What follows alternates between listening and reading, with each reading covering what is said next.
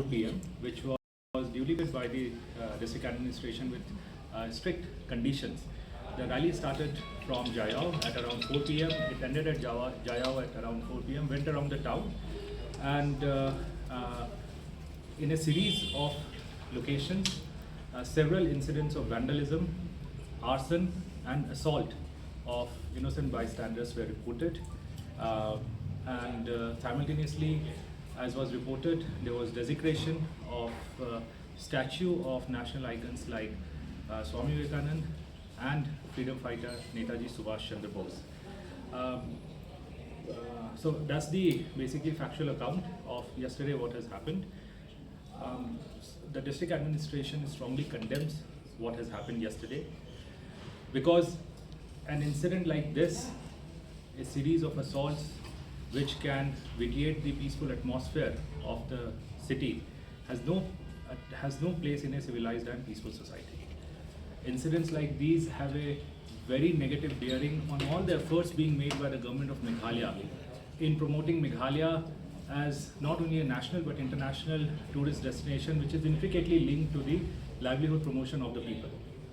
And not just that, one must understand that an incident like this, I'm not saying that it will have, God forbid it should not have, but may have a repercussion on our people who are living outside Meghalaya. We are already seeing that near Jorabad, basically Meghalaya vehicles are being stopped. One or two vehicles, if I'm not mistaken, have been vandalized. So district administration and the government of Meghalaya is taking it up strongly with the counterpart administration and government.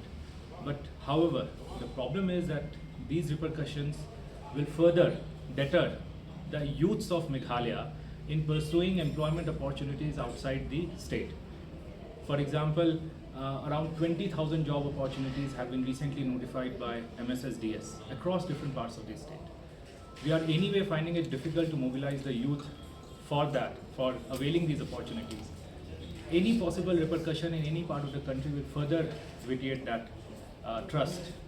So that's why, we strongly condemn the incident, and finally at the night, the police had apprehended 3 leaders of the organization, and they had also gone to the office of the organization at Jayab, where after the intervention of the community, they came back. Sir, from past experiences, hasn't the administration learned enough? So Such why was incidents there no happen. mobilization? So see, first of all, we are aware of the past incidents. However, the government of Meghalaya believes in democratic expression of right of expression of protest. Now, if some organization does apply lawfully for any permission, in the past, if I would like to brief the media that many a times these protests etc. have been carried out without seeking any permission. This time they had sought permission. Simultaneously, if there is a legal application which has been submitted for a peaceful protest, which we were led to believe would be peaceful, we wanted to facilitate that under strict conditions. That's why the permission letter, we'll be sharing a copy of the same with you guys, wherein we had put down strict conditions so as to ensure that while we facilitate this democratic right of protest, no inconvenience should be caused to the public. We had apprehensions, and that's why we had put security deployment. Around 200 security people were there on the ground.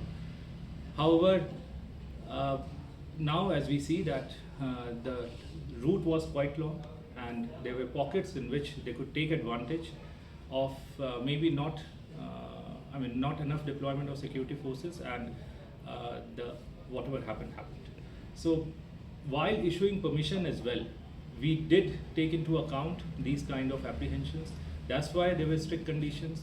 That's why security deployment was there. A permission to organize protests is not a permission to assault, to vandalize, to arson, to hurt children.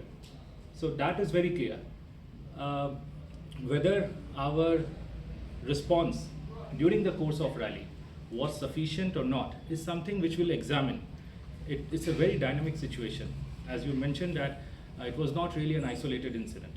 it kept on occurring throughout the rally.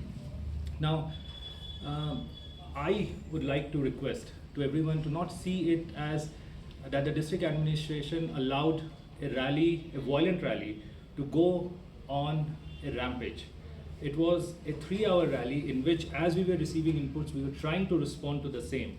But as the situation continued to evolve and it was a dynamic situation, there were incidents which could still happen. But then it was not like the police was, we were not really responding. It's just that it was happening so fast that maybe at times our response was not swift enough. So can you give us a little, confirm us a little detail on how, like... 10 private vehicles have been damaged. 16 confirmed reports of assault of individuals have taken place. 2 statues of Netaji Subhash Chandra Bose and Swami Vivekanand have been vandalized, and simultaneously 2 vehicles, one is a government vehicle and one is a private vehicle bearing registration from outside, they have been torched and arsoned. Okay. So now that we understand that the situation is a little tense,